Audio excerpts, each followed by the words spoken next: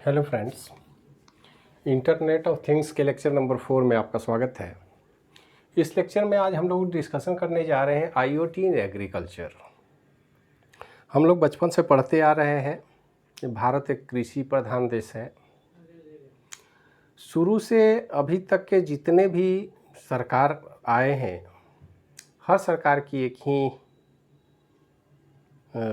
आश्वासन कहिए या प्रयास कहिए कि हम देश के किसानों को स्वावलंबी बनाना चाहते हैं, उनकी आमदनी बढ़ाना चाहते हैं। उनके लिए हम तरह तरह के प्रोजेक्ट लाएंगे, तरह तरह के स्कीम लाएंगे और उनको हम बढ़ाना चाहेंगे। लेकिन सच्चाई ये है कि गांव में आज भी समस्याएं हैं।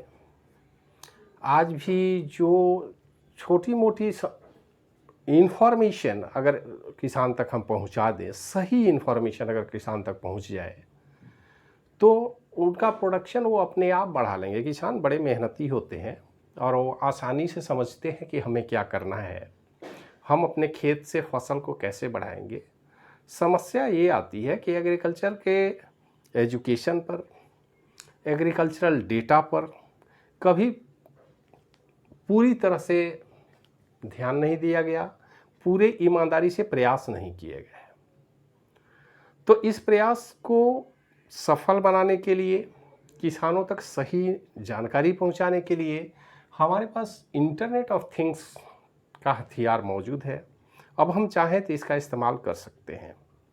सवाल है कि इसका इस्तेमाल कैसे करें, किसान को क्या जानकारी चाहिए, पहले ये हमें पता होना चाहिए। तो हर किसान के पास कुछ न कुछ ज़मीन है, ज़मीन का रकबा है उनके पास, उनके कंट्रोल में है। लेकिन उनके पास ये जानकारी नहीं है कि एक्चुअल में हमारी जो ज़मीन है इसमें कौन सी फसल उपजाया जाए और फसल की कौन सी किस्म लगाई जाए कि ज़्यादा उत्पादन हम प्राप्त कर सकें।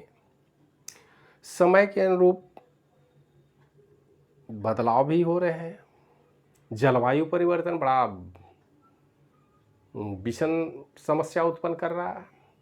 अभी हम देख रहे हैं कि जहाँ लगातार पानी की वर्षा होती थी वहाँ सुखाड़ हो रहा है, सूखे वाले एरिया में पानी बरस रहा है।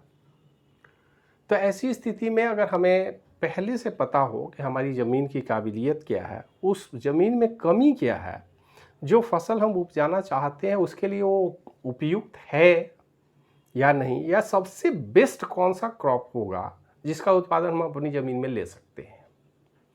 तो किसानों को फसल उपजाने में थोड़ा सा व्यावसायिक दृष्टिकोण अगर अपनाया जाए और उसको कुछ इन्फॉर्मेशन, बहुत ज़्यादा इन्फॉर्मेशन नहीं चाहिए, उनके अपने सॉइल हेल्थ कार्ड जो सरकारों ने स्कीम लॉन्च कर दिया है, लेकिन पता नहीं धरातल पर कितना सफल है। सॉइल हेल्थ कार्ड का मतलब ज़मीन में एसिडिटी कितना है, बेसिसिटी कितना है, मतलब ज़मीन के उर्वरक क्षमता का जब तक प्रॉपर आइडिया ना हो तब तक ज़मीन में कौन सा फसल उपजाएंगे हम नहीं सोच सकते। ट्रेडिशनल वे में चल रहा है, चूँकि चलिए पुराने ज़माने हमारे पूर्वज जिस तरह की खेती करते थे हम लोग भी कर रहे हैं। इस महीने में बोया जाएगा, इस महीने में काटा जाएगा, एक ट्रेडिशनल बीज है। तो बीज को भी डेवलप करने की ज़रूरत है, किसान के खेत को भी डेवलप करने की ज़रूरत है, वाटर मैनेजमेंट की ज़रूरत है, और उसके जितने भी न्यूट्रिएंट्स हैं उनको अगर हम समय रहते पहचान लें, उसकी भरपाई कर लें, तो स्वाभाविक रूप से हमारा फसल उत्पादन बढ़ सकता है, बहुत ज़्यादा तरक्की कर सकता है। और इस तरह के समस्या का टेक्नोलॉजिकल लेवल पर समाधान है आईओटी। देखिए कहता क्या है कि आईओटी इन एग्रीकल्चर में आईओटी का रिक्वायरमेंट क्या है और कैसे इसको सॉल्व करेंगे। तो मॉनिटरिंग द क्रॉप फील्ड, मतलब खेत की बात हम कर रहे हैं, with the help of sensors. Sensor क्या होंगे? Light, humidity, temperature, soil moisture and crop health, and automating the irrigation system. Irrigation system को ही हम ऑटोमेटेड सिस्टम में बदल दें, ऑटोमेटिक तरीके से करें। सबसे पहले हमें कुछ सेंसर की ज़रूरत होगी अपने खेत के लिए। उसमें प्रॉपर लाइट पड़ता है या नहीं पड़ता, छायादार जगह है या धूप वाली जगह है, धूप है तो कितने इंटेंसिटी की है, किस तरह की धूप है, ज़मीन में ह्यूमिडिटी क्या है, का लेवल क्या है, टेम्परेचर कितना बढ़ता घटता है सराउंडिंग का, सॉइल में मॉइस्चर, ज़मीन में नमी है या नहीं है, और है तो किस लेवल का है, हमारे खेत के लिए कितनी नमी की ज़रूरत है। अगर नमी में कमी है तो इरिगेशन सिस्टम को थोड़ा इम्प्रूव कर देंगे ताकि नमी बनाई जा सके पर्याप्त। और सॉइल हेल्थ कार्ड अगर हो, जिसे बीच बीच में मिट्टी का परीक्षण हो, और उसमें न्यूट्रिएंट्स की अगर कोई कमी है तो उसकी भरपाई हमें करनी है, और कितनी करनी है, अंदाज से नहीं। अंदाज से तो सदियों से हम करते आ रहे हैं, लेकिन अगर इतना इन्फॉर्मेशन उस किसान को जो उस खेत में काम कर रहा है, खेत में उपज बढ़ाने के लिए वो लगातार काम करता है, उनकी मेहनत बहुत ज़्यादा होती है, लेकिन नॉलेज एप्रोप्रिएट और समय पर नहीं मिलने से हमारा प्रोडक्शन कम हो जाता है। तो खेत को बर्बाद होने से बचाने के लिए, खेती को बर्बाद होने से बचाने के लिए, खेती को इम्प्रूव करने के लिए तमाम तरह के एग्रीकल्चर यूनिवर्सिटी बनी, तमाम तरह के बीज का रिसर्च भी हो रहा है, नए नए बीज बनाए जा रहे हैं, लेकिन क्या वो सही समय पर सही किसान तक पहुंच रहे हैं, सही लोग तक पहुंचाया जाए, और किसान को कम से कम इतना एजुकेशन दिया जाए, इतना एजुकेट हम कर दें कि उनको अपनी ज़मीन की अच्छी समझ हो। ठीक उसी तरह जैसे डॉक्टर को पेशेंट या डिजीज़ की अच्छी जानकारी होनी चाहिए, उसकी रिमेडी होनी चाहिए, ठीक इतना ही काम फसल या खेत से संबंधित जानकारी अगर किसान को दे दी जाए तो और कुछ भी नहीं चाहिए उन्हें। ये काम हम इलेक्ट्रॉनिक तरीके से कर सकते हैं। हमें क्या करना होगा, सबसे पहले क्लाइमेट कंडीशन के विषय में जानकारी देनी होगी कि इस क्षेत्र का क्लाइमेट क्या है, वहाँ पर सबसे ज़्यादा क्या उपजाई जा सकती है, कौन सा क्रॉप आपके लिए फ़ायदेमंद होगा। दूसरा, प्रेसिजन फार्मिंग। प्रेसिजन फार्मिंग में हम क्या करते हैं कि एक खेत में एक समय में एक फसल से अधिक भी हम लगाएं, जो जो उत्पादन हम कर सकते हैं मैक्सिमाइज करने की कोशिश करेंगे, खेत के जो न्यूट्रिएंट है उसका पूरा हम फ़ायदा उठाएं, और साइकिल हम इस तरह से बनाएं कि न्यूट्रिएंट्स में कमी ना हो, उसको बार बार इम्प्रूव या रिसाइकल करते रहें ताकि हमारे सॉइल का हेल्थ अच्छा बना रहे। अगर कोई कमी है तो समय पर डिटेक्ट हो जाए ताकि उसकी भरपाई हम बाहर से कर सकें। Smart green house. Green house का कॉन्सेप्ट ज़मीन पर खेती से नहीं है। ग्रीन हाउस वो कम से कम प्लॉट में अच्छे तरीके से वैज्ञानिक तरीके से खेती करने के लिए छोटे छोटे टेंट के रूप में हम खेत का उत्पादन करना चाहते हैं। तो ग्रीन हाउस में खेती से संबंधित सारे एटमॉस्फेयर और सारे रिक्वायर्ड पैरामीटर को मेंटेन किया जाता है ताकि फसल का उत्पादन अच्छा हो सके, कम जगह में ज़्यादा से ज़्यादा अच्छी पैदावार ले सकें। उसके लिए स्मार्ट ग्रीन हाउस बनाने की ज़रूरत है। डेटा एनालिटिक्स, जो भी डेटा हमारे पास है उसकी इमीडिएट हम एनालिसिस करें और उसको तत्काल हम उस नीडी पर्सन, उस किसान तक पहुंचा सकें ताकि वो आसानी से समझ सके बात को। Agriculture drones. अब देखिए, खेती होती है तो स्वाभाविक है कि बहुत सारे कीड़े का प्रकोप भी होता है, कई बार कीड़ों से बहुत नुकसान होता है, लाखों करोड़ों रुपए का नुकसान हो जाता है, किसान की कमर टूट जाती है, उसका उत्पादन पर बहुत बुरा असर पड़ता है। तो एग्रीकल्चर ड्रोन हम अलग अलग पर्पस के लिए कर सकते हैं। अपने खेत को हम ड्रोन कैमरा से निगरानी कर सकते हैं, उसके साथ साथ कीटनाशक का छिड़काव हम कर सकते हैं। ड्रोन के बाद प्रेसाइज्ड ऐसा प्रेसिजन फार्मिंग का जो कॉन्सेप्ट है उसका इस्तेमाल हम कर सकते हैं। ड्रोन से कितना कीटनाशक देना है, कब देना है, उसमें प्रॉपर टाइमिंग हम दे देंगे, और कितने इरिगेशन की ज़रूरत है।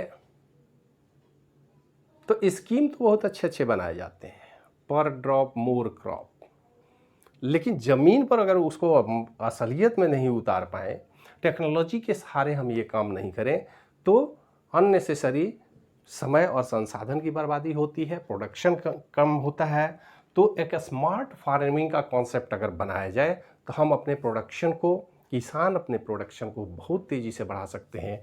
क्यों? क्योंकि उनको सारी सुविधाएं इंटरनेट ऑफ थिंग्स उनके हाथ में दे दी जाएगी। वो अपने घर बैठे अपने खेत के स्वास्थ्य के विषय में पूरी तरह से जानकारी रख पाएंगे, क्या कमी है, कब कमी है।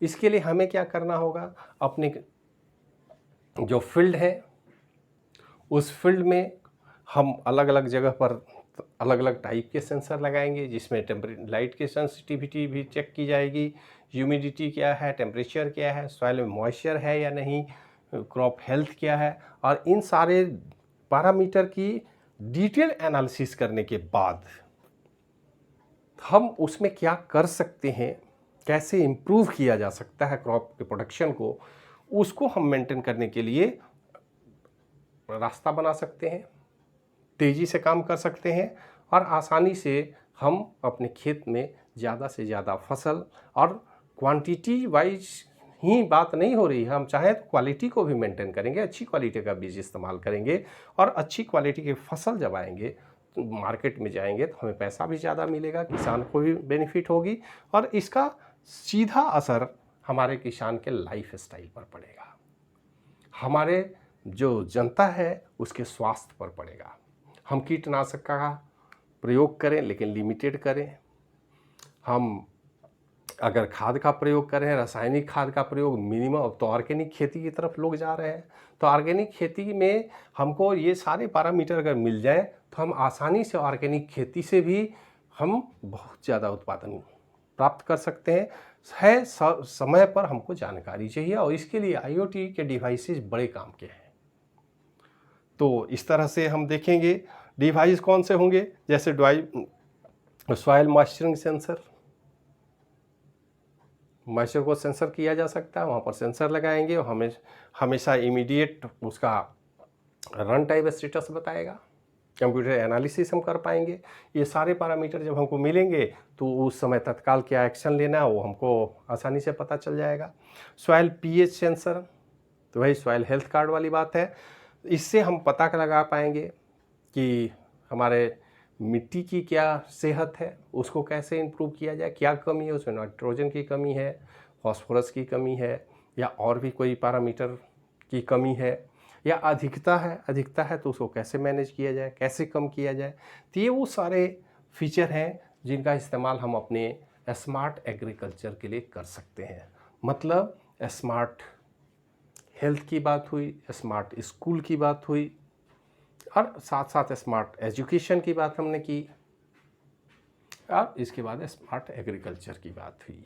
तो ये हर फील्ड में स्मार्टनेस लाने के लिए IoT के छोटे छोटे डिवाइस बड़े काम के हैं, बशर्ते कि इसको प्रॉपर वे में यूज करने की ज़रूरत है, इसको सही जगह पर इस्तेमाल करने, इम्प्लीमेंट करने की बात है। अगर इम्प्लीमेंटेशन हमारा सही हो तो हम पूरे समाज को, पूरे शहर को, पूरे देश को बदल सकते हैं। लेकिन इसके लिए थोड़ा सा एक्टिव रखने की ज़रूरत है, ज़्यादा से ज़्यादा लोग इस टेक्नोलॉजी की तरफ ध्यान दें और इस टेक्नोलॉजी के इम्प्लीमेंटेशन पर ध्यान दिया जाए, गवर्नमेंट के लेवल पर भी, NGO के लेवल पर भी, और किसान को भी चाहिए कि वो अपने खेत के प्रति थोड़े जागरूक रहें, सतर्क रहें और उसके हेल्थ के विषय में जानने समझने का प्रयास करें, अपने क्षेत्र के विषय में, उसके क्लाइमेट के विषय में, क्लाइमेट में होने वाले चेंज के विषय में ज़्यादा बढ़िया से समझ रखें ताकि उनको फसल में ज़्यादा से ज़्यादा प्रोडक्शन बढ़ाने में मदद मिले। स्मार्ट फार्मिंग की तरफ हमें जाना होगा और निश्चित रूप से इसमें IoT हमारी मदद कर सकता है। तो इस वीडियो में इतना ही, मिलते हैं फिर नए किसी फील्ड में IoT के यूज को ध्यान में रख के हम लोग डिस्कशन करेंगे। और फार्मिंग का एक दूसरा पहलू भी है जिसमें पशुपालन की बात होती है, मछली पालन की बात होती है, मुर्गा पालन की बात होती है। तो ये सब भी एग्रीकल्चर के ही दूसरे रूप हैं जिसमें केवल ज़मीन पर फसल उपजाना नहीं है बल्कि उस तरह के जानवर के पालन पोषण, रख रखाव और उसके डेवलपमेंट की बात होगी, वो भी एग्रीकल्चर का ही पार्ट है। लेकिन उसको यहाँ डील नहीं करेंगे, वीडियो ज़्यादा लंबा हो जाएगा, उस पर किसी अगले वीडियो में डिस्कशन करेंगे। इस वीडियो में इतना ही, देखने के लिए धन्यवाद।